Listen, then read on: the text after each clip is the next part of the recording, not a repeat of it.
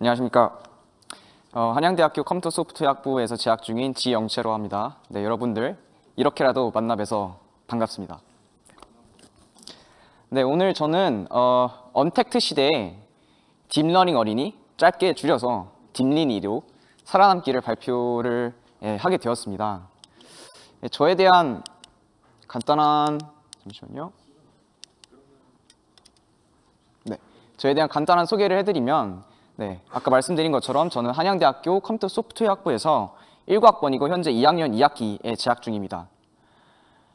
그리고 이제 개발자 닉네임으로는 lit 코더라는 의미에서 lit코더라는 개발자 닉네임을 사용하고 있습니다. 제가 뭐 어떤 오픈소스 프로젝트를 진행했는지 궁금하신 분들께서는 GitHub에 들어가셔서 보시면 되겠습니다. 혹은 오늘 발표를 듣고 나서 여쭤보실 게 있거나 아니면 그냥 아무 말이나 이제 해주실 게 있다, 그러면 이제 페이스북으로 저한테 연락을 주시면 되겠습니다. 아직 학부생 2학년이긴 하지만 그래도 저는 이제 고등학교 1학년 초부터 이제 딥러닝, 이제 머신러닝 쪽에 관심을 가지게 되면서 여러 가지 활동들을 많이 해왔습니다. 그런 것들이 이제 간단히 소개를 드리자면, 현재는 이제 라이언로켓이라고 하는 음성합성 스타트업에서 학부생 인턴 활동을 하고 있습니다. 정말 재밌는 여러 가지 이제 프로젝트를 진행을 하고 있고요. 이전에는 서울대학교 바이오인텔리전스 연구실에서 겨울방학 인턴 진행하고 클로바이 AI에서 겨울방학 인턴도 진행했었습니다.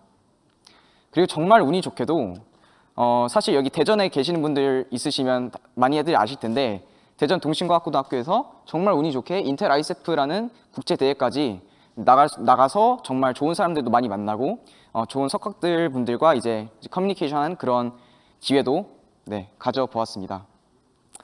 사실 이렇게 장황하게 제가 했던 것들을 많이 써놨지만 아직 저는 학부생 2학년이고 배울 게 정말 많아요. 요즘에 이제 코딩을 하면 할수록, 논문을 읽으면 읽을수록, 정말 공부를 하면 할수록 제 자신이 부족하다는 거를 정말 많이 깨닫고 있습니다. 하지만 그래도 제가 여러 가지 경험들을 한 2, 3년 정도 해왔으니까 제가 듣기로는 이제 지금 세션에 참여하고 계신 분들께서 이제 새로 시작한 분들이 많다고 들었어요. 그러니까 그분들한테 어떠한 조언이나 아니면 그런 제 경험들을 이제 말씀드리면 좋겠다라는 차원에서 첫 번째 주제로는 포스트 코로나 언택트 시대에서 딥러닝의 미래는 밝을까, 두 번째로는 딥러닝 공부에 대한 팁스 앤 트릭스를 발표를 해드리도록 하겠습니다. 근데 지금 디스클레이머를 하나 드리자면, 제가 포스트 코로나 언택트 시대 이런 사회적인 전문가가 절대로 아닙니다. 더군다나 딥러닝을 저는 아직 공부하고 있는 학생이기 때문에 얘는 이 정도로 이렇게 생각을 하는구나 정도로 이제 들어주시면 감사하겠습니다. 언택트 시대, 여러분들 사실 이번 이제 며칠 동안 이 세션이 진행되면서 많이들 들어보셨을 거고, 심지어 그냥 뉴스에서도 정말 많이 이야기를 하죠. 엄청나게 핫한 키워드인데 도대체 그게 어떤 의미일까요? 다들 아시겠지만 언택트란 단어는 영어 단어입니다. 이제 untact인데, 그럼 택트하지 않다 이런 말이겠죠? 자, 그러면 이렇게 이모지가 이렇게 있는데 이런 식으로 같이 이렇게 붙어 있다가 이제 떨어지게 되는 그런 상황입니다. 그런 사회를 저희가 이제 살아가고 있는데, 그렇게 되면 어떤 기술들이 대한 수요가 증가를 하게 될까요? 당연히 사회는 이제 돌아가야 되고 일은 해야 되고 학생들은 공부를 해야 됩니다. 하지만 떨어져서 그걸 하기 위해서는 서로의 상호작용이 일어나기 위해서는 그 가운데 어떤 오토메이션이 필요하다고 생각을 합니다. 이 오토메이션 기술을 통해서, 어떤 매개체를 통해서 저희는 어떠한 생활을 할 수 있는 거겠죠. 이것들은 여러분들도 이제 많이 체험을 해보셨을 거예요. 학생분들 같은 경우에는 줌 같은 거 많이 사용하시고, 저희 학교에서는 블랙보드 이런 서비스를 많이 사용을 합니다.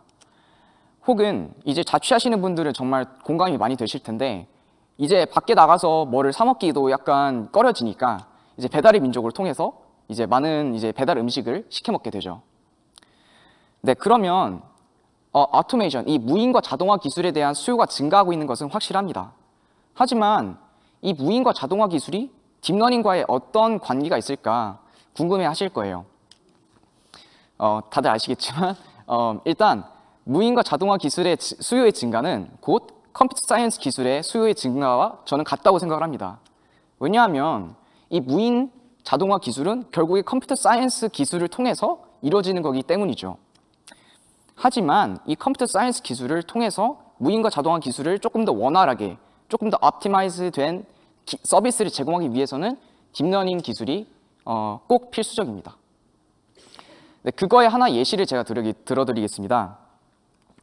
저는 지금 서울에서 지금 자취를 하고 있는데 대전까지 이제 KTX를 타고 이제 버스를 타고 여기까지 왔습니다. 하지만 저희 부모님께서 영채야, 너는 지금 이제 코로나가 많이 확진자가 늘어나고 있는데 뭐 대중교통도 제대로만 타지 말고, 그리고 심지어는 이제 기사분 한 분만 타고 계신 그런 택시도 타지 말라, 이렇게 신신당부를 하셨습니다. 그래도 이제 한국은 외국에 비해서 조금 안전한 편이기 때문에 정말 많이 신경을 써서 여기까지 올 수 있었지만, 미국 같은 경우에는 너무 심각해서 자기 자신의 자동차가 없으면 절대로 밖에 못 나가는 그런 상황이 되었습니다. 그럼 결국에는 정말 청결한 사람이 타고 있지 않은 어떤 무인 택시에 대한 수요가 증가하지 않을까라는 게 이제 저의 생각이고, 심지어 우버 같은 경우에는 코로나가 발생하기 전부터 이제 무인 택시 기술을 엄청나게 많이 개발을 하고 있죠. 네, 그래서 이 무인 택시가 원활한 서비스가 되기 위해서 어떠한 딥러닝 기술이 들어가는지 간단하게 말씀을 드리겠습니다. 네, 크게는 두 가지 정도의 기술이 들어갑니다. 첫 번째로는 컴퓨터 비전, 두 번째로는 휴먼 컴퓨터 인터랙션입니다. 네, 컴퓨터 비전부터 설명을 드릴게요. 여러분들 이제 운전하시는 분들 이제 꽤 있으실 텐데, 운전 어떻게 하십니까? 네, 운전 이제 앞을 보면서 핸들 잡고 앞에 어떤 장애물이 있는지 없는지 판단을 하고, 그리고 그거의 판단을 통해서 이제 엑셀을 밟는지 아니면 브레이크를 밟는지 그런 것들을 이제 판단을 해야겠죠. 이제 그러한 과정을 통해서 자동차를 이제 운전할 수 있는데, 그런 것들을 기계가 할 수 있도록 컴퓨터 비전 기술이 들어갑니다. 네, 세부적으로 보면 이제 먼저 앞에 장애물이 있는지 파악을 해야겠죠. 그게 바로 이제 3분 인식 기능입니다. 인식 기술입니다. 여기 왼쪽 그림을 보시면 뭐 저 사람 초록색, 파란색 이렇게 되어 있고, 그리고 이제 뭐 심지어는 자동차, 아니 그리고 뭐 레인, 그 로드의 레인까지 이제 파악을 할 수 있죠. 네, 이런 식으로 그럼 사물 인식을 하면 앞에 장애물이 있구나 없구나 이걸 이제 판단할 수 있을 겁니다. 하지만 여기서 컴퓨터가 끝나지 않습니다. 컴퓨터는 사람과 같이 어떠한 이제 제너럴한 인텔리전스를 가지고 있는 게 아니고 그냥 거기다가 이제 주는 그런 데이터만 얘가 perceive 하기 때문에 이런 2D 스페이스에서 사물 인식을 하면 아무 쓸모가 없어요. 3차원에 대한 공감각을 주는 게 필요합니다. 즉 2D 스페이스를 줬을 때 내가 여기 있고 앞에 그 2D 스페이스에서 어떤 물체가 있다, 이거를 이제 세그멘테이션을 했을 때 얘가 얼마나 앞에 있는지, 자기 자신보다 얼마나 앞에 있고, 그런 것들을 이제 알아야지만 그런 이제 원활한 판단이 가능하겠죠. 이제 그런 이제 3차원 공감각을 주는 어떤 에스티메이션 기술이 이제 들어갈 수 있습니다. 마지막으로는 이제 3차원 공감각에서 이제 자기 어디 있는지 파악을 했으면 뭐 이제 엑셀을 밟은지 안 밟은지 이러한 판단 기술을 이제 적용할 수 있겠죠. 네, 사실 여기까지만 해도 엄청나게 어려운 기술입니다. 지금 이제 테슬라가 이제 카메라만 사용을 하냐, 아니면 라이다까지 사용해서 구글 웨이모 같은 것이 이제 상용화되냐, 이제 말이 정말 많은데요. 아직까지도 정말 어려운 기술입니다. 만약에 이 기술의 한계를 뚫었다고 합시다. 정말 완벽하게 저희가 원하는 목적지까지 안전하게 데려다 주어요. 그렇게 된다고 저는 이 기술이 완성된다고 생각하지 않습니다. 어떤 오토메이션 기술이 사람들한테 보급이 되기 위해서는 휴먼과 컴퓨터 인터랙션이 필수적입니다. 그러한 예시로 저는 구글 어시스턴트가 있다고 생각을 합니다. 이 구글 어시스턴트라는 이제 기술이 상용화되기 위해서는 3가지 정도의 기술이 들어갑니다. 일단 먼저 사용자가 구글 어시스턴트 말을 할 때 어떤 말을 하고 있는지 음성 인식이 들어가야겠죠. 그러면 이제 스피치에서 텍스트 들어가겠죠. 그럼 텍스트만 가지고 있다고 이제 구글 어시스턴트가 그걸 알아서 이제 뭐 답변을 주지 않지 않습니까? 이제 그 텍스트에 대한 어떤 자연어 처리를 통해서 의미를 파악하고 퀘스천이 들어왔을 때 앤서를 이제 반환을 하는 그런 딥러닝 기술이 또 들어갑니다. 그리고 그렇게 됐을 때 이제 어떤 텍스트가 이제 answer에 대한 텍스트가 나왔을 때 그거를 이제 사용자한테 직접적으로 이제 말을 해주는 음성 합성 기술이 들어가겠죠. 네, 여기까지 해서 딥러닝 기술이 몇 개나 들어갑니까? 정말 엄청나게 많이 들어갑니다. 그리고 사실 지금은 전 택시에 대한 자율주행 택시에 대한 것만 말한 거지, 실제로 이제 전 세션에서 보셨듯이 사용될 수 있는 기술이 정말 엄청나게 많아요. 그 중에서 저는 지금 현재 라이언로켓이라고 하는 음성합성 스타트업에 다니고 있기 때문에 이 음성합성에 관련된 간단한 이제 데모 영상을 보여드리면서 어떻게 사용될 수 있는지 조금 더 재밌게 보여드리고자 합니다.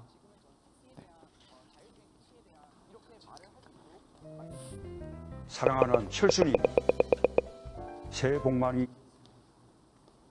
네, 약간 음성이 작게 나오긴 하네요.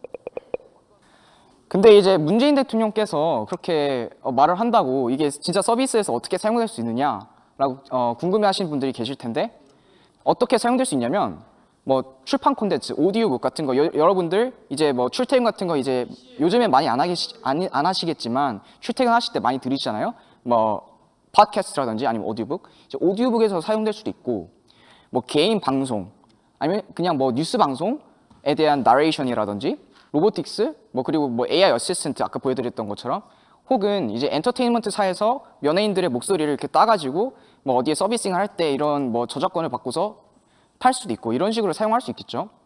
네, 이제 그런 예시로 최근에 저희 라이언로켓에서 MBC 개표 방송을 이제 인공지능 캐스터로 이제 소개를 한 적이 있습니다. 네, 이거를 한번 영상을 보시겠습니다. 적중 2020입니다. 국민과 함께 가겠습니다. 손잡은 민주시민 정당 득표율 35.4%. 국민 앞에 하나가 되었습니다. 미래로 가는 통합한국 정당 득표율 32.4%. 국민의 삶을 살피겠습니다. 저희 민생당 정당 득표율 4%. 원칙을 지킵니다. 당신을 지킵니다. 저희 정의당 정당 득표율 8.2%. 대한민국은 혁신을 원하고 있습니다. 저희 국민의당 정당 득표율 5.1%. 여의도 정책에 돌풍이 불고 있습니다. 저희 열린민주당 정당 득표율 4.8%. 네, 잘 보셨습니까? 실제로 MBC 방송에서 이런 것들이 정말 유용하게 사용될 수 있다라는 어떤 프루프 컨셉이었던 것 같습니다. 네, 그러면 이제 결론은 이거죠. 딥러닝이 원래 사용될 곳이 많았지만 이제 언택트 시대가 되면서 정말 딥러닝 기술이 사용될 때가 엄청 많아졌습니다. 지금 여기 관심이 있으신 분들 많으실 텐데, 그럼 결국에 어떻게 공부를 해야 되는지, 사실 막상 공부를 하려면 어떻게 해야 되는지 잘 모르시겠잖아요. 그래서 그런 것에 대한 팁과 트릭스에 대해서 발표를 소개해 드리도록 하겠습니다. 네. 이제 테크 트리를 그려드렸습니다. 사실 간단하지만 첫 번째로는 일단 머신러닝에 대한 개념 이해와 응용이 저는 필수적으로 필요하다고 생각을 합니다. 여기서 개념 이해만 사실 사람들이 하려고 하는데, 개념 이해뿐만 아니라 응용이 정말 중요하다고 생각을 하는데요. 그 응용을 하기 위해서는 가장 먼저 필요로 하는 게 기초 코딩 지식이겠습니다. 기초 코딩 지식, 예를 들어서 파이썬 같은 언어를 이제 잘 배우시면 개념을 이제 공부를 하시면서 실제로 그걸 응용을 하실 수 있겠죠. 그래서 개인 프로젝트를 저는 이제 새로 시작하는 분들 만났을 때 강조를 하는 부분이, 왜냐하면 개인 프로젝트를 많이 하면 할수록 자기의 그 공부에 대한 어떤 동기부여가 됩니다. 그래서 이제 개인 프로젝트를 통해서 동기부여를 통해서 이제 원동력을 주시고 그런 식으로 공부를 하시면 되겠습니다. 근데 이런 이제 개념 이해는 이제 온라인 콘텐츠가 많이 있죠. 예를 들어서 이제 유튜브에서 모두를 위한 딥러닝을 찾아보시면 정말 자세하게 재밌게 내용을 쉽게 설명해 놨고요. 혹은 이제 코세라 같은 경우에는 이제 앤드류 교수님이라고 들어보셨는지 모르겠지만 정말 유명한 교수님 있습니다. 그 교수님께서 영어로 설명해 주시는 정말 좋은 강의가 있습니다. 근데 이제 개념 이해와 응용만 한다고, 응용을 하려고 해도 사실 잘 안 되는 경우가 있어요. 그러면 이제 사람 대 사람으로 이제 도움을 필요할 때가 있는데 그럼 이제 커뮤니티를 이용하시면 되겠습니다. 예를 들어서 이제 페이스북에서 이제 TensorFlow Korea라고 한국에서 가장 큰 이제 머신러닝 커뮤니티가 있는데 이제 여러분들이 여기 들어가셔서 물으시는 거 있으면 이제 질문하시면 전문가분들이 답변을 잘 해주실 겁니다. 네, 이제 그거를 이제 논문 정도 읽고서 이제 잘 구현하는 정도가 되셨으면 두 가지 길이 저는 나뉜다고 봅니다. 첫 번째는 연구자의 길입니다. 그리고 두 번째는 엔지니어의 길입니다. 연구자의 길부터 먼저 소개를 드릴게요.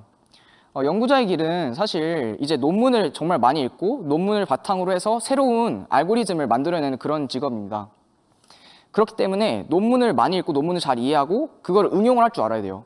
그렇게 하기 위해서는 기초 지식으로 수학이 정말 많이 필요로 합니다.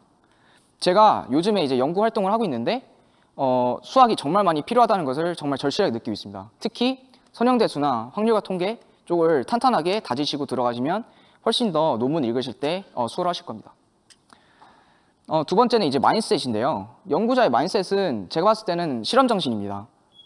사실 딥러닝이라는 분야 자체가 거의 이제 랜덤으로 때려박기 그러니까 물론 이제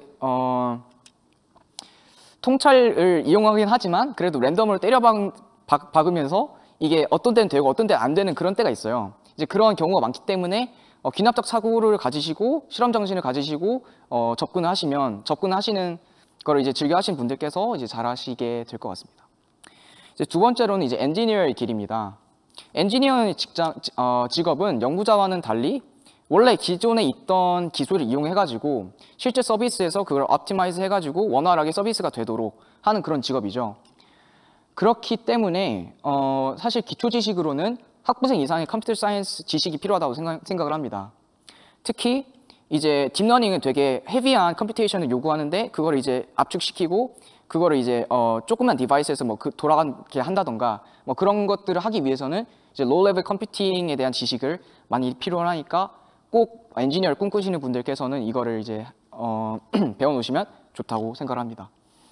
두 번째로 이제 마인드셋인데 또 연구자와는 달리 어떤 시스템을 구성을 하고 시스템을 이제 알고리즘 구성해 나가는 거기 때문에 어떤 논리적인 사고를 필요로 한다고 생각을 합니다. 네, 딥러닝 공부에 대한 팁스 앤 트릭스를 여기까지 이제 간단하게 소개를 드리고요. 이제 마지막 슬라이드를 보여드리겠습니다. 네, 이거는 이제 제가 고등학교 2학년 때 사실 강태원 분이랑도 이제 같이 그 국제 대회를 나갔었는데 국제 대회에서 이제 내걸고 있던 로고입니다. 근데 이게 엄청 저한테는 인상적이었어가지고 제가 발표를 하러 다닐 때마다 사실 이 로고를 보여드려요. 바로 Think Beyond라는 로고인데요. 정말 중요한 마인드셋이라고 저는 생각을 합니다. 제가 이제 Be Passionate and Think Beyond라고 했는데 Be Passionate 같은 경우에는 사실 여러분들이 이제 다 관심 있어서 이 채널을 들으시는 거겠지만 그냥 딥러닝이 어떤 트렌드고 잘 나가니까 공부를 하시려고 하는 분들이 많아요.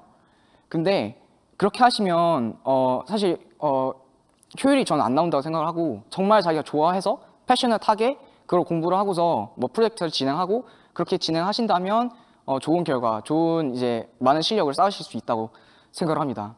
그리고 Think Beyond 같은 경우에는 지금 10년 전에 생각을 해보세요. 이제 얼마나 기술의 발전이 많이 이루어졌습니까? 이제 10년 후에도 그렇게 마찬가지로 엄청난 기술 발전이 일어나고 사회가 많이 변동할 것인데 정말 이제 앞을 내다보는 그런 생각을 자주 하면서 살아가시는 그런 마인드셋을 가지고 계시면 네, 회사 같은 데서 이쁨도 많이 받고 자신의 가치를 높이는 일이 될 것이라고 생각을 합니다. 네, 그럼 여기까지 저는 발표를 마치도록 하겠습니다. 네, 감사합니다. 네. 그리고 질문을 네. 딥러닝 독학 가능한가요? 네, 독학 가능하죠. 아까 제가 이제 발표 슬라이드에서 보여드렸듯이 온라인 컨텐츠가 정말 많습니다. 그중 하나로 이제 한국 컨텐츠로는 이제 모두를 위한 딥러닝 추천드리고요. 혹시 이제 영어를 이제 잘 하신다, 듣기 정도 잘 하신다 그러면 콜세라에서 이제 머신러닝 코스 있으니까 그거를 꼭 보시는 것을 추천합니다. 네, 여기까지 하도록 하겠습니다. 감사합니다.